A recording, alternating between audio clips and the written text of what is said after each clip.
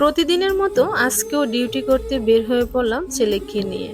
ছেলেকে নিয়ে লিফটে উঠলাম, লিফট থেকে বের হয়ে সামনে গ্রোসারি শপে গেলাম। গ্রোসারি শপ থেকে ছেলের জন্য কিছু খাবার দাবার কিনলাম। তারপরে বললাম চলো বাসায় চলে যাই। সে কোনো মতেই বাসায় যাবে না, তার ফেভারিট জায়গায় সে খেলবে। সে এই বালিতে দৌড়তে অনেক পছন্দ, সে বালি ছাড়া কিছুই বোঝে না। বিকাল গড়িয়ে সন্ধ্যা হয়ে গেল, সে কোনো মতেই বাসায় যাবে না। এখানে ছেলেরা ফুটবল খেলতেছিল, ওরা চলে যাওয়ার পর আমার ছেলে খেলাধুলা শুরু করছে। হঠাৎ তার বাবা চলে আসলো, তার বাবার কোলে চলে গেল। তার বাবা হাঁটতে হাঁটতে নিয়ে গেল আমাদেরকে একটা ক্যাফেটেরিয়াতে। এখান থেকে বলল কি খাবো, আমি বললাম 1 কাপ চা খাবো। ওর বাবা চা অর্ডার দিল, দেন শর্মা অর্ডার দিল। শর্মা এবং চা নিয়ে বললাম যে বাসায় চলে যাব, এখানে আমরা খাবো না। ও হাতে নিয়ে পার্সেলটা ওদেরকে বিল পে করে দেন আমার হাতে দিয়ে দিল।